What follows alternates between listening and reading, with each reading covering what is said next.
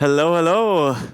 Thomas, I've been so much looking forward to this conversation. I've been lucky to partner with Thomas pretty much since the first days when they started Way. So reflecting a little bit on this journey with you today, I'm super excited about. But let's jump right in. Big news 2 weeks ago. Grab, which is the largest mobility company in Southeast Asia, announced to invest up to 350 million into Way. Can you tell us a bit more about what that deal means, what this partnership is about? Yeah. Great to be here on stage and great to see many of you here being interested in autonomous driving, which I believe is a super important topic for us here in Europe. I'm happy to be here with you. About 10 days ago, we had a big announcement, a big investment, strategic investment by Grab. Grab, as you mentioned, is the largest ride-hailing company in Southeast Asia. It's a super app, so they started with ride-hailing. They also have food delivery, financial services. Millions of customers use their app. I think 70, 80% market share. So a very, very big company, 3 to 4x the size of Lyft, or 3 to 4x the size of Bolt. So a very big player. And we were excited to get to meet them and have a strategic investment into us. The main thing we believe they can tremendously help us is to actually now scale, right? So I'm sure we'll talk a bit about more what we're doing, but we're live now in Las Vegas without any safety driver. It's actually a live service. People can use it and have used it, tens of thousands of times. And for us, after developing the company for over, 6 years, from a technology perspective, they are there now to really help us scale on the operational side because they beat Uber in Southeast Asia, and now I'm very excited to have them help us scale on the operational side. So they will help with fleet management, they can help with marketing, getting us more customers, helping us with vehicle financing and various other means, given they are so big and very strong in operations. It's a very special partnership, and you definitely have to try out Way when you're in the US. So they are live in Las Vegas. You basically enter a car, no driver in it. I hope we can get them to Slush to service us in the next years if we can manage regulation in Europe. But it's a very special decision to basically take such a strong strategic partner on board. What has kind of made you positive to work with Grab? Because in mobility we see sometimes M&A, that companies try to acquire other companies to grow internationally, or we see partnership models, but this is it's a very large investment, and it's a company that is already a mobility leader in Southeast Asia. Yeah. Is it right that you're teaming up to try to win the US market together, or can you give us a little more background on what the vision is?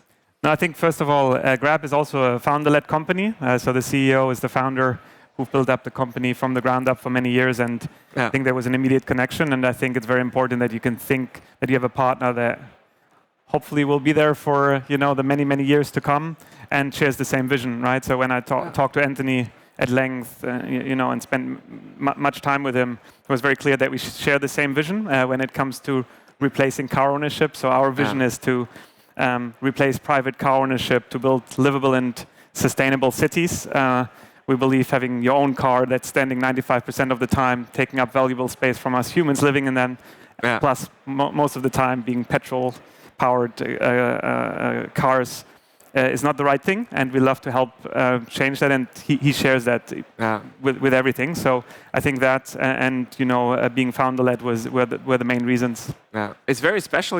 We don't have that in Europe that often, that we have founder-led public companies. I think it's something amazing in the US, where companies like Amazon, Meta are public companies still run by entrepreneurs that can take risks, make more long-term decisions, and I think it's something special with Grab that you have a public company that is still so entrepreneurial and founder-led. You mentioned remote-controlled mobility. Maybe you can help us understand a little better, in the overall context of autonomous driving, the different levels. What does remote control mobility mean, and where do you sit in the autonomous stack? Yeah, I'm very happy to do that. So what we do is, I think it was mentioned in the intro, we remote drive cars. So really think about a driving station. You have a remote steering wheel, you have monitors, 3 monitors, you have actually audio. Like a premium Sega Mega Drive. So you really sit there, right, in a remote driving center with many others, and that's right now happening in Las Vegas. and they have steering wheel, they have the gas pedals, and they're driving, right? So in a one-to-one relation, right? So it's humans making the decisions based on a camera-based system. Camera feeds are getting transported from the car or from any vehicle to the remote driver. The remote driver in real time takes that all in and then drives the car, right? We've built out that technology to be very reliable and low latency, of course, and then in case something happens, the vehicle can always come to a safe stop. But the big advantage is that the human makes the decisions. So even though the human might have not seen a weird intersection or something weird happening on the street, the human can solve that, right? We are humans, so we don't have to have training data for that. Yeah. That's what we built, and that's what technology is now working. We then get asked, okay, what does this bring, right? Like, it's like you have a human still, you still have to pay that human. What's the benefit here? And I think one mind shift that you can think about, it's kind of like teleportation, right? So you can take any kind of vehicle and you teleport into that car, right? And then you can teleport to another car. And that teleportation allows for complete new mobility categories or mobility services, as well as, not only mobility, but our focus is mobility. And we created a new mobility category that we call driverless rental cars, right? Or driverless car sharing. Yeah. So we see robotaxis in the future. So everyone talks about robotaxis, Waymo being the biggest player there from Google. And we are not competing. We're actually not doing that, right? We're actually doing driverless rental cars. Driverless rental cars is basically by far the most affordable way to get from A to B in a city. You click a button and the car comes to you. So it could come up here to Slush, drives in front with no person inside. In our case, a remote driver actually delivers that car. And then as a customer, you take over, right? So then you drive the car yourself. You can do whatever you want with the car. You can keep it for 20 minutes or for 2 hours or for 2 days. And then if you're done, if you're in front of the airport, in front of your office, where you're often, it's very difficult to park, another remote driver comes and parks the car for you, right? So it's door to door, and it's half the price of ride-hailing, half the price of Uber, half the price of robotaxis if they emerge. And that is because remote driver just brings and just parks. To give you a ballpark, it's about 1 to 10, the ratio. One remote driver, 10 vehicles, and because we just bring and park, right? And that's where the economic benefit comes in and the very clear value proposition to our customers that we see right now in Las Vegas. Yeah. It's been an incredible, impressive journey because Vey is one of the very few companies globally that are actually capable to do this and also allowed to do this, because going through the technology development is the one thing, the licensing is the other thing, and we'll get a little bit into this later.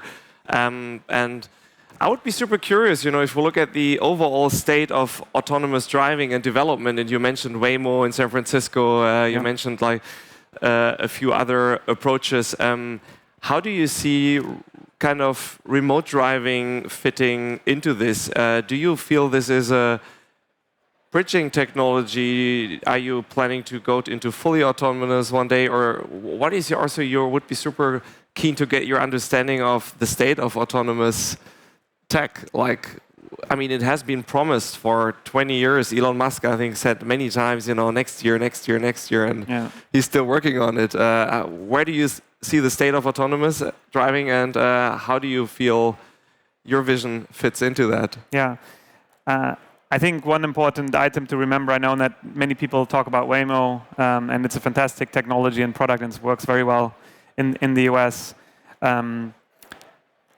It's one company right now that invested billions and billions, right? I think it's over 15 billion that has been gone into that development for over 12, 13 years. And right now, it's still a bit unclear how that will evolve. It's from a commercial side, doesn't make sense yet, viable, but of course it's Google, and of course the prices will go down. And that's robotaxis, right? And we can talk more about what other players are there, and I think you also ask about Europe and the entire autonomous system, and I'll talk about this then maybe in a second. How we fit into this is we have a completely contrarian approach. So my background is robotaxi, so I spent 6 years before this in the Bay Area building self-driving cars at the company called Zoox, which is a leading robotaxi company, but far behind Waymo. And what we say is a contrarian approach. We are saying actually, okay, let's start something where it's 100% human, right? Have a very clear value proposition with driverless rental cars, half the price to get from A to B. And why is it contrarian? Because by having remote driving, which right now nobody else has, we can do two things. One is we can actually leverage the remote driving data. So we have, of course, with all the latest developments in AI, a massive increase of end-to-end learned systems. So we actually have that. It's a remote driver that trains the system, labels the data kind of automatically and for free because we're making money with the service. So we can train our end-to-end algorithms. That's one. And then probably the more, even bigger one is that remote driving kind of splits up the problem, right? That means that if you look at a driving task, maybe you can try that next time you drive a car, how many times you actually have to make decisions. It's actually not so often because most of the time you go straight, 90% of the time. You actually just go straight and you don't make a decision, or you're stuck in traffic and you're not moving, right? So we'll start automating these tasks, the more simple task. We started to do that and we'll continue to do that, and we'll do that, and that the other 10% we would do with a remote driver, right? So we're breaking up the kind of the difficulty of autonomous driving into 90-10, 90% autonomy, 10% remote driver is our approach, and all that with a vision-based system. So Waymo, right? I'm not sure if everyone here is aware. They are using kind of primary lidar-based systems. So these are lasers that on cars. They also use lots of cameras and radars. But primary lidars, they're very expensive, so these systems can cost $150,000 plus the car. And our approach would be with a camera system or primary camera system, so it's a few $1,000s. So it's really cool because with a lot of the other autonomous technologies is either 0 or 1. Either it works and you can basically use it at scale, or it doesn't work. But getting to 1 is like incredibly difficult. I think Waymo is an example, and you mentioned it comes at very high costs. It's basically hard-coded. I mean, it's super fascinating, but it's just like a 0 or 1 thing, and you can basically transition super flexible on. You have a technology that is working now, remote driving, and you can step by step, depending on how algorithms and everything develops, go into autonomy when you feel it's the right time. We have to remember this 0 to 1, right? Like if we talk, we're here in Europe, and I think there's quite, and I was told to start to be more clear about this. At least it is my opinion, right? We are so far behind in autonomous driving. In Europe. In Europe, there is no like from my perspective. Why? There's no. You started in Europe, so you were in the US 6 years with Zoox. You came to Europe. I know when we met in Berlin, and you started the company, and you were trying so hard to start here. And now you're in the US again. Maybe you can tell us a little bit why you made this decision. Yes. I was actually excluding us for now. Of course, I really hope that we can help build autonomous driving here. But I think for the audience and everyone on policy, whether it's us or others, right? Like we're so far behind in Europe on autonomous driving, and it's not like we're 2 years behind or 3 years behind. There's no real player that can be on the same scale in the next 3 or 5 years than Waymo, right? So we have US and China, and one of the most important, impactful industries, and that worries me, right? And so. That's where the 0 to 1 game comes in. You have to invest billions of dollars to actually to do that, right? Waymo has obviously that money. We didn't have that money here in Europe, and that's why there's other items and ideas too, right? But that's why I believe with a contrarian approach like that we can really help build that. But outside of us, it's just, I think, super important that people realize here that we're just extremely far behind in robotaxis, right? I think we're quite good in like driver assistance systems like level 2, going towards level 3, but robotaxis is level 4, so where you can basically sleep, right? And that's just the next frontier after electromobility, autonomous driving, probably shaping societies, and that's just something to worry about and to counteract here, I think, in Europe. I'd love to understand that a little better because, I mean, you were starting the company from Europe, and I'm wondering, like, what was the core reason why it's so difficult here? Is it the regulatory environment that it just takes longer to work on that? Is it the availability of capital? I mean, luckily you got up to 350 million now from Grab. Is it the talent, or what is the main driver? Because I would think, look, Germany, automotive country, so many engineers from BMW, Porsche. We should theoretically have the talent here to build these things. We have the capital is pretty global. Maybe you can elaborate a little bit, like if you go through the journey, like which were the most difficult kind of things keeping us back here in Europe? Why you also made the decision to go to the US? Yeah. I think one that we always, right, on stages is growth capital for startups. So I think that can be better. My usual answer to this is what I think we lack the most, and that's why conferences like this are fantastic, are younger employees, ambitious folks that want to do startups or join startups, right? And I think, and that are ambitious, right? Because there's not that many. And I got kind of lucky, or I spent a lot of time in the Bay Area, then joining Zoox, which is, crazy ambition, building their own cars and everything. And that shaped me for sure. And hopefully you get shaped, right, by thinking big and being super ambitious and building the best teams. And that doesn't mean that you have to found a startup yourself, right? You can also join early stage startups to be on that journey that has massive benefits, right? Financially, could be extremely lucrative, but most importantly, you learn a lot and you build cool stuff, right? That actually is impactful.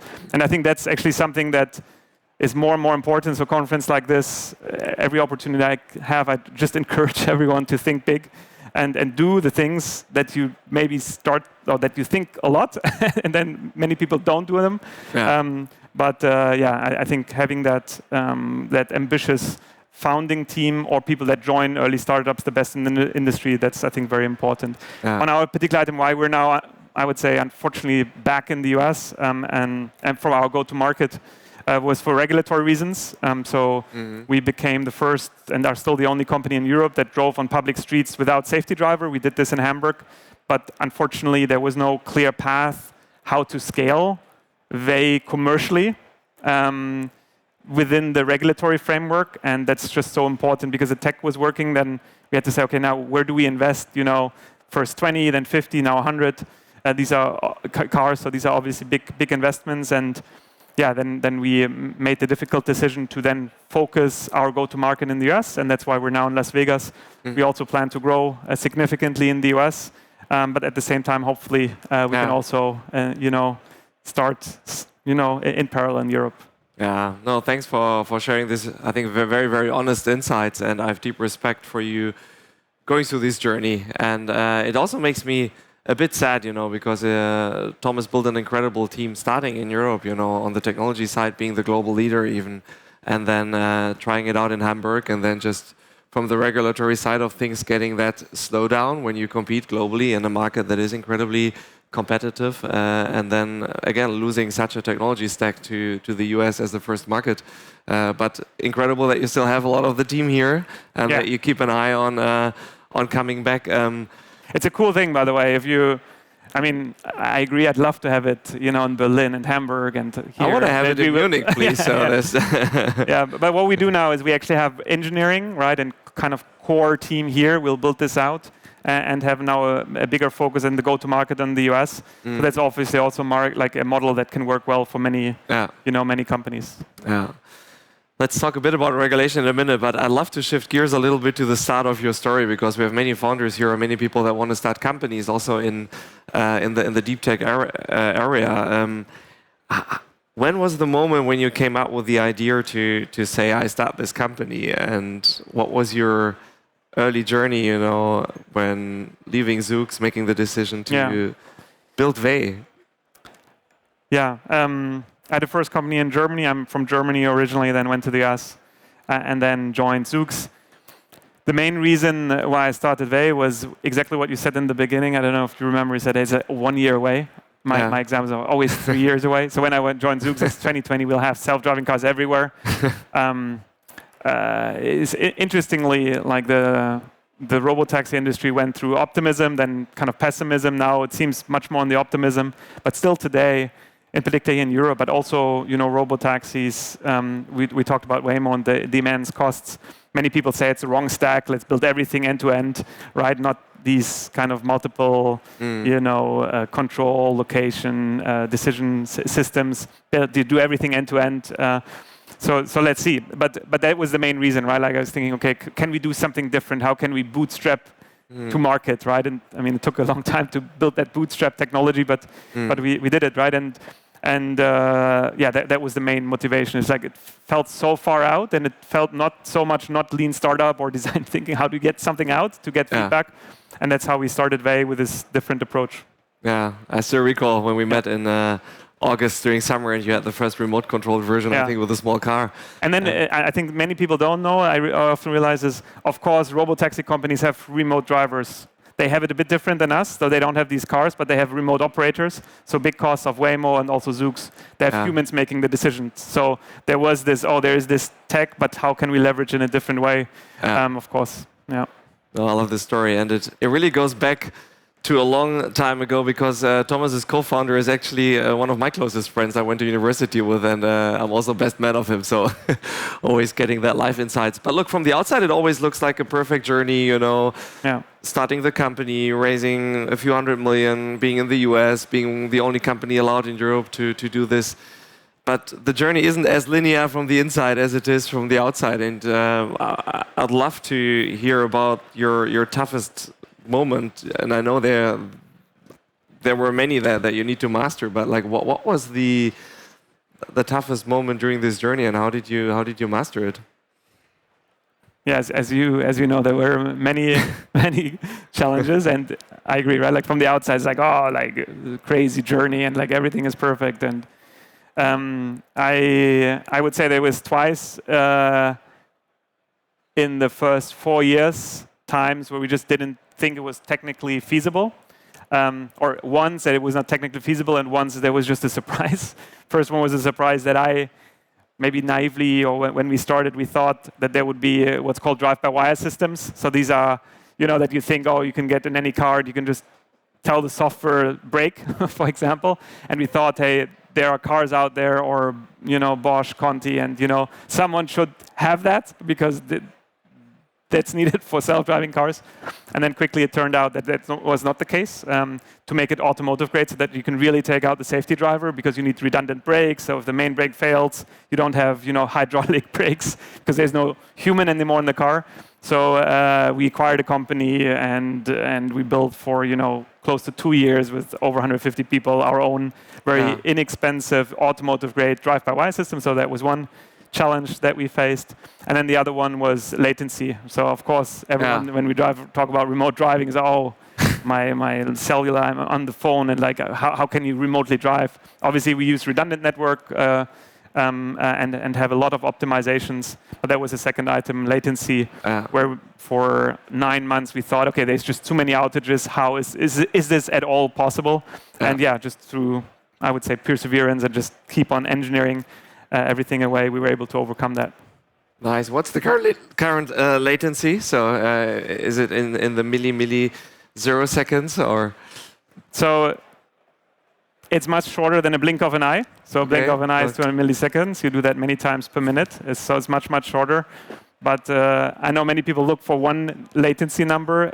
It's a bit more complex than that, because it depends on the speed, of course, that you're driving, and it depends on which latency. So, but it's much shorter than a blink of an eye, which is like 250 milliseconds. Cool. Thomas, we have many founders here. If you were a founder again at a young age, I mean, you are still young, but you've built Vey now over more than 6 years. Which one piece of advice would you give a European founder today that really wants to start a deep tech company, looking back at your journey? Yeah, I would. The first thing, I just do it. Right. That's my how I approach a lot of things. You have to start. That's the first big step. And if you're not sure about founding, I highly encourage just join a startup, right? Or learn something. So that's the second thing I would encourage everyone. Then second, I think there's a lot of AI, military, like a lot of hype in certain areas. So if you're able to raise money, please do, right? Because who knows? So that's the second. Just take as much money if you can, and then launch, right? So just get it out there. Don't get distracted. But I think that's a well-known advice. Just get it out in front of customers to get feedback. Just get it done. That's a great way to close. Thomas, thank you so much for this very in-depth conversation, and hopefully we have Wave soon in Europe so we can use it during Slush. Thank you so much.